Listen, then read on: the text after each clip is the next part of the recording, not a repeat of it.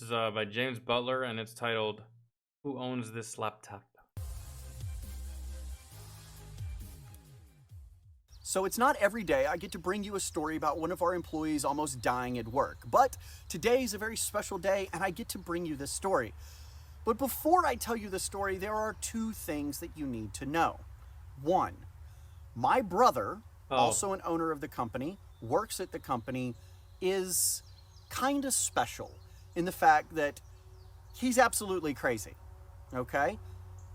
He couldn't care less whether a person lives or dies, I'm just like your but brother, dog. loves animals, would do anything for a dog or a cat Mainly just dogs, but yeah. or chicken or anything like that. Loves animals, no regard for human life. None. He's the kind of guy that carries a pew-pew all the time, multiple knives, wears a kilt, hasn't trimmed his beard in 5 years, has long hair, just the whole mountain man thing. That's him. He is a person you do not want to mess with because he will bury you and not care. The second thing that you need to know is that I am pretty bad with social cues. As in, like a girl could hit on me and I'm gonna miss it completely until they tap me on the shoulder and go, hey, you, me, we're going here. And I'm That's like, me. oh, I had no idea. Also, when people are just disrespectful to me, because I'm not looking for people to be disrespectful or I'm busy on something, I won't see it. It won't click in my brain that they're being disrespectful. I don't pay attention to stuff like that. So now that we know those two things, we can get on with the story. So on Friday, our internet went out. And a quick phone call to the internet service provider and a few tests later, we found out that it wasn't the cable internet that was out. No, our modem was working fine. It was our wireless router that we own that stopped working. So not a big deal. Just go to Best Buy on Saturday, pick up a new router. Except the router we got on Saturday didn't work out of the box. Plug it in, no worky. So I got busy on Saturday, wasn't able to get down to Best Buy and exchange it, so I went down Sunday. Well, the internet has to be up by Monday at 7:30 or else we can't get phone calls. The internet has to be up or we can't take orders. We can't dispatch jobs. This has to be fixed. So on Sunday, I go down and get a wireless router. A brand new Linksys Nighthawk, yada, yada, yada. It has all the bells and whistles. And I'm hooking it up, and everything is working fantastic with the hardwired devices. But for whatever reason, the wireless devices not working so well. And again, I got sidetracked and wasn't able to get it up and running. So at 5:30 in the morning, whenever I showed up at the office, I was like, oh crap, I gotta fix this wireless router. And I set to work fixing it. Now, all the hardwired systems are working fine, but they're also in the other end of the building. What I need to fix is the wireless connections. Well, the closest desk to the wireless router is one of a dispatcher who's relatively new. He's only been with us for about 30 to 45 days. And I sit down at his desk and I start working on the Wi-Fi. And I run a temporary jumper cable from that guy's computer across the floor into the wireless router so that I'm hardwired and I'm working on setting everything up and all of that. And in walks Taylor.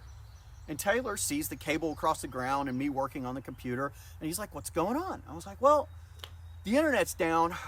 Could you give me a hand and go over and power cycle the modem so we can see if we can get this thing back on?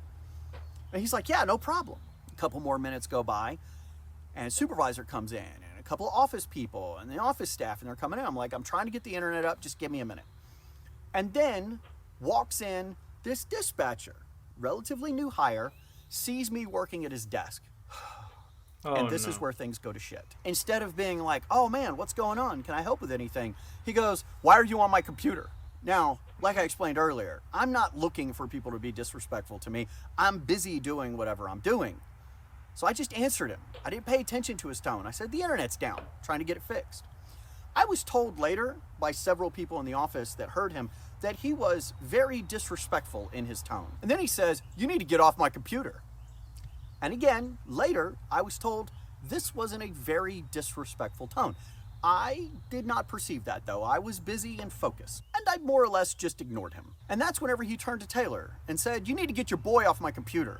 Is that your crazy brother? Yeah, that's probably not a good thing. This is where things probably go to shit. Right here. It's like y'all ever seen the movie Lawless?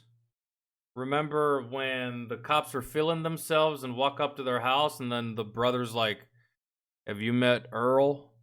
and Earl is his psycho older brother, comes out there and just beats the shit out of the cops. I feel like that's what someone's about to get their ass whipped right here, right now. It was at that moment that enough things had happened in the back of my brain where my internal monologue went, oh, he's being an asshole. Huh. Okay. And I kept working. Now I'm aware that he's being an asshole. Now, I am not aware of anything else that's going on in the office because me and this computer are working. I'm talking with Taylor, and I am focused on this. What I did not know is that this individual's voice had drawn my brother out of his office. And now, in a very quiet-like fashion, he is leaning up against the wall some 25 feet away, watching this exchange happen without saying a thing. And as I'm told by people later, that his presence brought a little bit of a tension to the room. And that tension was apparently completely missed by the dispatcher that says to me, am I gonna have to fucking move you? And then in a crisp, clear voice, completely understandable, not a stutter, not a stammer, you hear my brother say, I'd like to see you try that. When I say that the tension in the room could be cut with a knife, everyone stopped. I know I didn't breathe for about 3 seconds. And Taylor saw what was going on and immediately left where the wireless router was and went over to the new guy and basically pushed him out of the office. It was like, you need to go this way. We're gonna go outside and talk. Taylor is apparently the superhero of the day. So Taylor's taking the kid outside and I am working on the computer and I finally get the internet back up. And one of the office girls poses a very interesting question. She says, what's on that computer he doesn't want anybody to see? And the next thing I know, my Could be child porn. Why he's being such a dick. He knows what's at stake. brother that was across the room by 25 feet is now standing directly beside me, has picked up the computer, unplugged it completely, and says, I'll be taking this, and disappeared back into his office with it. Yes, my brother is that guy that can appear and disappear at will and startle the shit out of you. I've never actually heard him walk, which is weird because he wears logging boots. So my brother's gone with the computer. There's clearly nothing I can do. The dispatcher is outside talking with Taylor, and now I'm talking with the office staff, and they're parlaying to me the level of disrespect that this person had in their voice. I was like, not a problem. I'll go outside, I'll talk to him, we'll find out what's up. So I walk outside, and he and Taylor are talking. Now listen, I can tell that this guy is pissed, okay? His face is red. There are veins in his neck and his forehead that are bulging. He is mad, and he is not being quiet when he's talking to Taylor. But Taylor's got about 6 inches on him and probably 100 pounds, and Taylor's standing there with his arms crossed, just listening, letting the guy get it all off of his chest. And I joined the conversation, and I'm like, can you explain to me what you're upset about? And he says, you didn't have any business being on my computer. That's my computer. That's my workstation. That's none of your business. You can't go through it. That's mine. So I explained to him very bluntly and under no uncertain terms that everything... I'm fixing the fucking Wi-Fi, you ungrateful fuck. If there's no Wi-Fi, you can't work. And if you can't work, you don't make money. And last I checked, I think, if so facto, I just might be the fucking boss of this goddamn operation. Because I feel like he might be the boss. That's just like the way he's talking and speaking. in the office belongs to the company, and I own the company. Yeah. Therefore, de facto, Shut the it fuck is up. mine. None of it is It's yours. his. Everything is mine. Yeah. The desk he sits at, the chair he sits in. The walls, the fucking windows, the ceiling, the tiles, the carpet, everything, man. Even the fucking microwaves and the dishwashers and the vacuum cleaners and all that shit. The pencil that he uses, the notebook that he uses, the computer, the printer, it is all mine. It has always been mine. It is mine. It will always be mine. There will be no misunderstanding about this, and there is absolutely no expectation of privacy. No. This is a work product, a work computer. He did not like that explanation, and I was tired of the belligerent attitude. His elevated voice, followed by my elevated voice, prompted my brother to come out of the office. Oh, no. I only know this because I heard the door close behind me, and nobody else would have been dumb enough to join the conversation at the point that we were at in it. Unless it was except your brother. for my brother. Exactly. Whenever I say that the other employee did not like my explanation, he didn't like it to the point that he stepped towards me, put his finger in my face, and started telling me how this was bullshit. And in the middle of his tirade, threatened to kick my ass.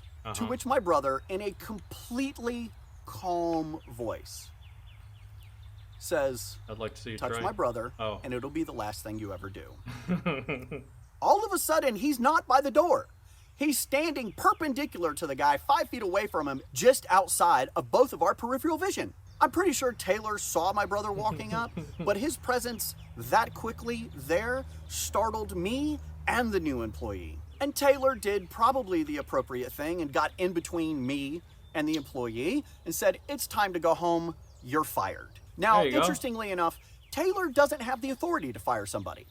But in this instance, I'm okay with it. Yeah. The employee walks away without incident, and we all stand there for about 15 seconds in silence, watching him walk to his car. So what was on the computer? And then, in jest, jokingly, Taylor looks at my brother and says, you're not allowed to shoot employees. And my brother, with a completely serious face, says, oh, I would never shoot him. There's rip rounds in my gun. They're way too expensive for that. That's what knives are for. Of which Taylor was like, fair point. Now, the interesting thing that I don't think that dispatcher quite knew was that at no point in time in his life had he ever been closer to death than he was at that moment that he stepped forward and threatened me in front of my brother. When I say that my brother is that guy, my brother is that guy. Yeah. Now, I wish I could tell you some juicy story about how we found things on the computer that weren't supposed to be there, but we didn't. That's what I was hoping. I thought it was going to be like, and then we looked through his computer and found 5 terabytes of child porn. And that would have been some fucking crazy shit, but... We checked the computer, the hard drive, the SD cards, the email. There was nothing there that shouldn't be there. The only thing that was even remotely personalized on the computer was a picture of his German Shepherd. So we have no idea why he got that hot and bothered over me, the owner of the computer, solving a problem. I was literally on the network diagnostics screen and the command prompt, renewing and refreshing the IP address. Wasn't going through any of his stuff, but he was too excitable and jumping to too many conclusions to see that. Now, whenever we come back inside, we immediately get asked by pretty much everybody in the office. They're like, he's fired, right? And Taylor pipes up and he's like, oh yeah, I fired him. And one of the other employees looks at him and goes, since when do you have the authority to fire people? And Taylor's like, in this instance, I took it. I'm okay with that. So there are basically 3 takeaways from this story. 1, it is always nice to have a crazy mountain man brother that has your back. Yeah. That is nice. Number 2, if it is a work computer or a work phone or a work notebook, don't do or put anything on it that you wouldn't be comfortable with any member of the company reading. It is not yours. It is the company's, and there is no expectation of privacy. Understand that. It is a company computer on a company network doing company business. You have no level of expectation of privacy. And the third... So don't check your email, dudes. Don't log into your Twitter. Don't log into your Instagram. Don't send nudes. Don't be fucking pulling up... I mean, you probably could pull up YouTube videos or something. I don't know what kind of line of work they're in, but if it's like construction based or something or whatever it is, they may go to YouTube to like troubleshoot things sometimes. Like I'm pretty sure he went to YouTube a couple times for his internet problem.